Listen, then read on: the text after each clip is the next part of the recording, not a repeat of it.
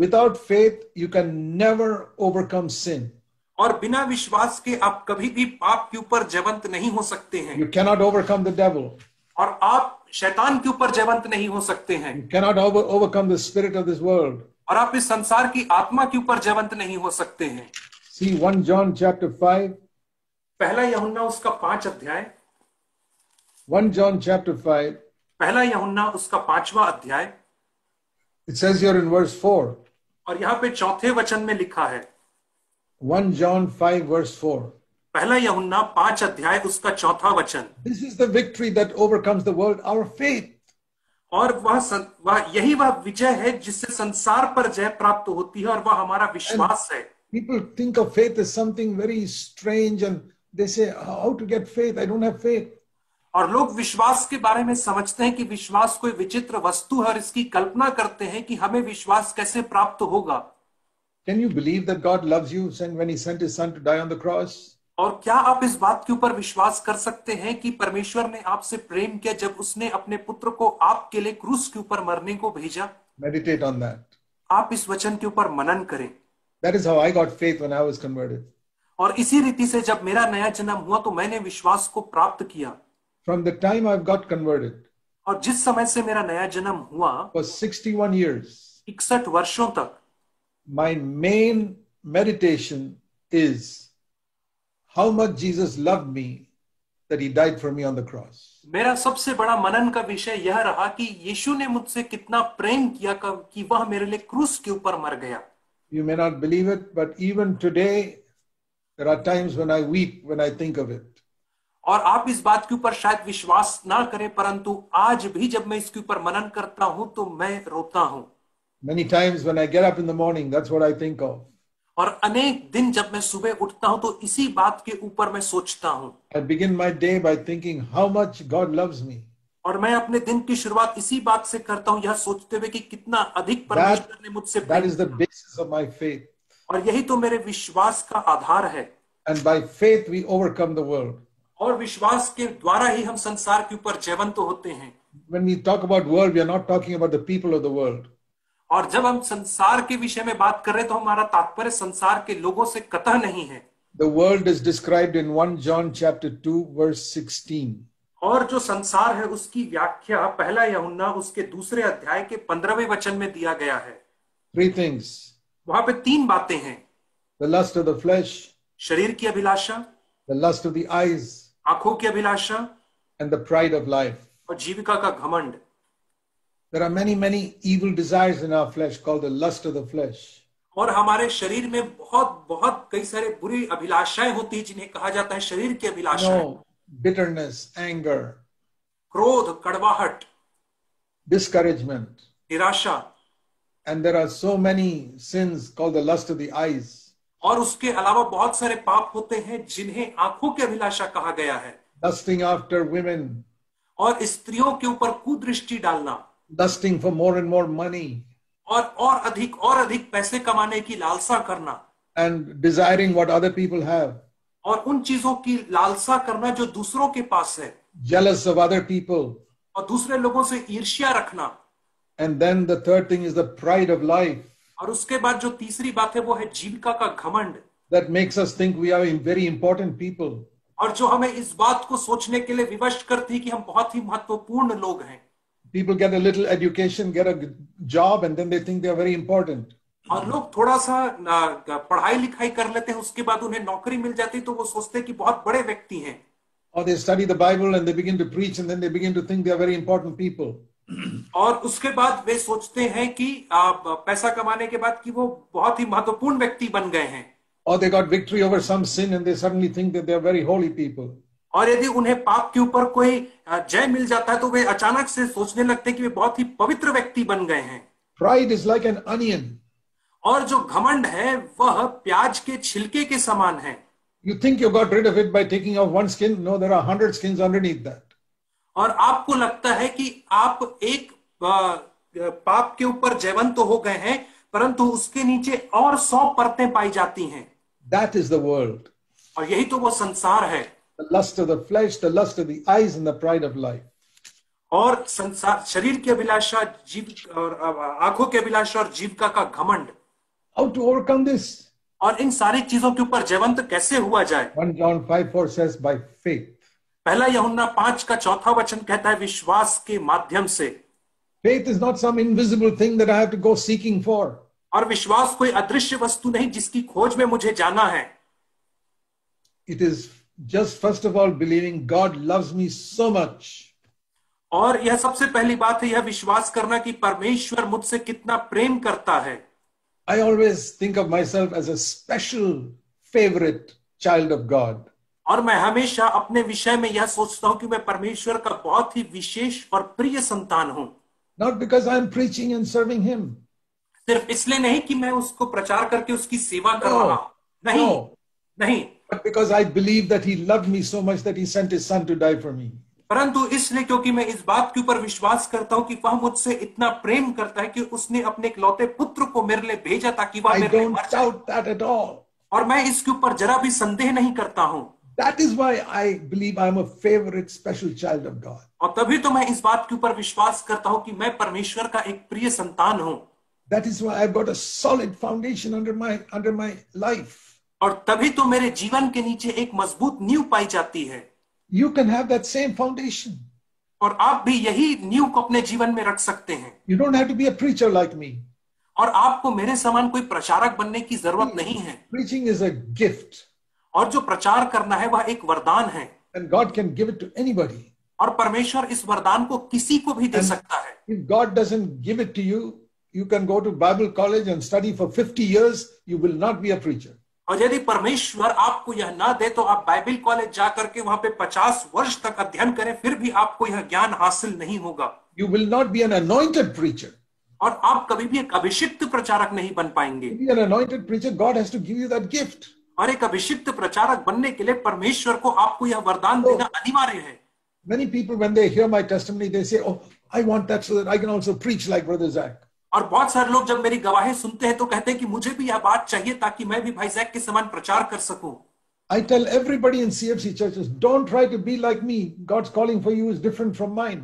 और मैं CFC कलीसियाओं में हर लोगों से कहता हूं कि मेरे जैसे बनने की कोशिश ना करो, क्योंकि परमेश्वर की बुलाहट आपके जीवन के लिए पूर्णतः अलग है। Just like every part of the body has got a different function. ठीक वैसे ही जैसे शरीर के अलग अलग अंगों का अलग अलग उद्देश्य है। The tongue speaks. जो जुबान है वो बात करती है। The tongue preaches. और जो जुबान है वही प्रचार करती है। But the hand cannot preach. परंतु जो हाथ है वो प्रचार नहीं करता The है। ear cannot preach.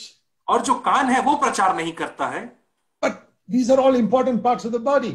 और ये जो सारी चीजें हैं वो शरीर के महत्वपूर्ण अंग हैं। And the Bible says all of us are like different parts of the body of Christ. और बाइबल कहती है कि हम में से हर एक लोग शरीर के अलग अलग अंगों और हिस्सों के समान हैं। Very few people He calls to be like the tongue. और बहुत ही कम लोगों को वो जुबान के समान बनने के लिए बुलाता But there है। are so many other things. If He makes you like a hand to just go around helping all the believers. और भी इसके अलावा बहुत सारी चीजें हैं, वह आपको एक हाथ के समान बनाता है, अर्थात आप आगे बढ़ करके बहुत सारे लोगों की सहायता करें। So, if you want God to fulfill His plan for your life, और यदि आप चाहते हैं कि परमेश्वर अपने उद्देश्य को आपके जीवन के लिए पूरा करे, you must first of all believe that God loves you immensely more than any earthly father ever loved his child. तो आपको सबसे पहले इस बात के ऊपर विश्वास करना है कि स्वर्गीय पिता आपसे सबसे बढ़ करके प्रेम करता है, इतना बढ़ करके कि जैसा प्रेम किसी सांसारिक पिता ने नहीं किया। I don't mind repeating that everywhere I go hundreds of times.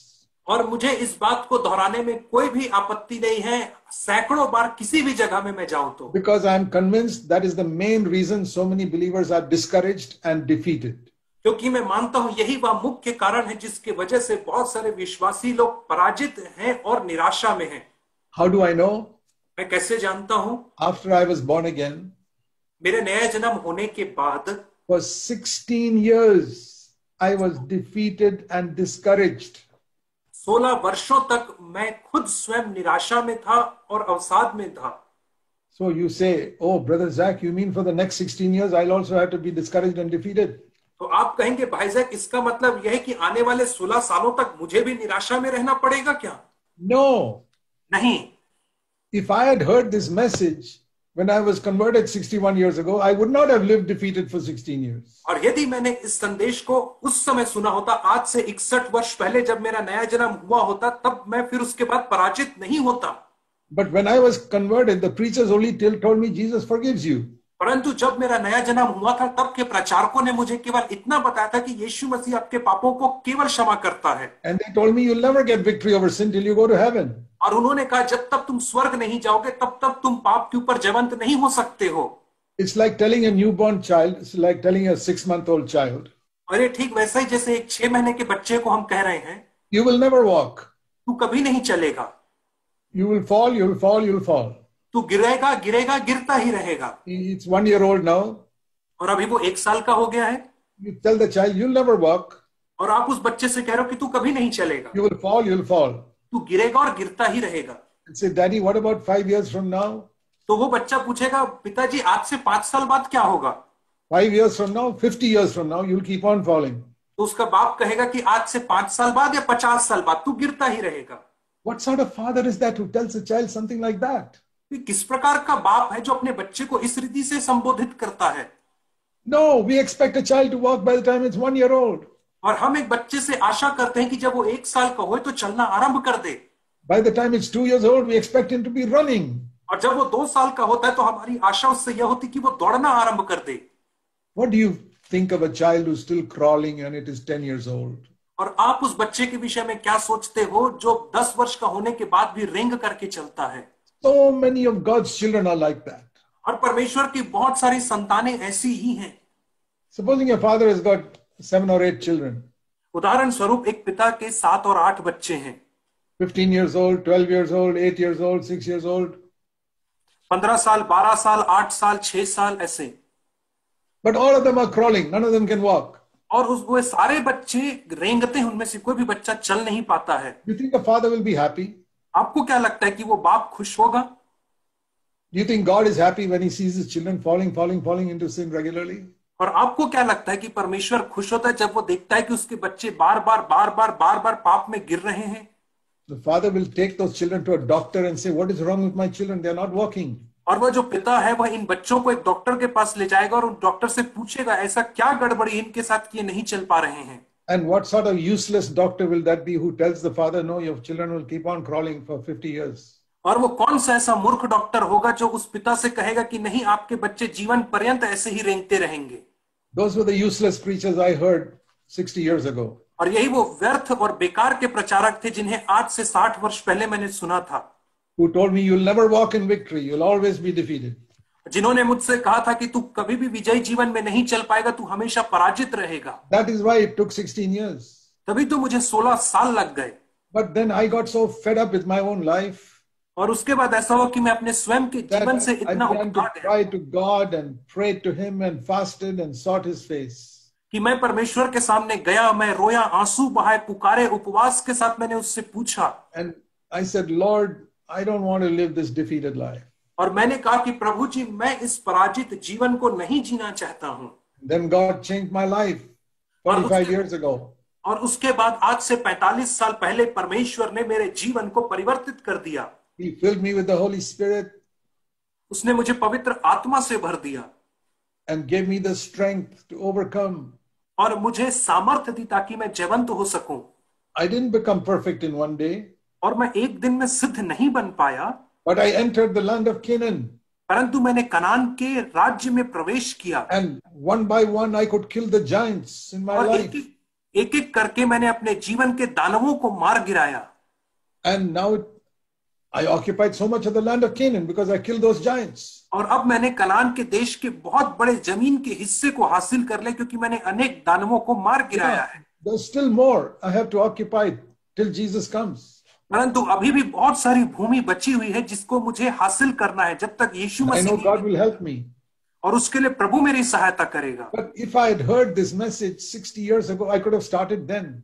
परंतु यदि मैं इस संदेश को आज से 60 साल पहले सुनता, तभी से मैं शुरुआत कर सकता था. You know, the children of Israel wandered in the wilderness for 40 years. और आपको पता है कि जो इस्राएल की संतान थे वे 40 वर्ष तक मरुस्थल में भटकते रहे. Thank God I wandered only 16 years. और प्रभु का धन्यवाद हो, मैं केवल 16 साल तक ही भटकता रहा. But God wanted the children of Israel to go straight away into the land of Canaan and not wander for 40 years. परंतु परमेश्वर की चाहत यह थी कि इस्राएल की संतान सीधे सीधे जाकर के कनान के देश में प्रवेश करें, यह नहीं कि वे 40 साल तक भटकते रहें। All of you who are listening to me, अब आप सारे लोग जो मुझे आज सुन रहे हैं, I want to tell you something in Jesus' name. मैं आपसे यीशु के नाम से कुछ कहना चाहता हूं। I don't know how long since you were born again.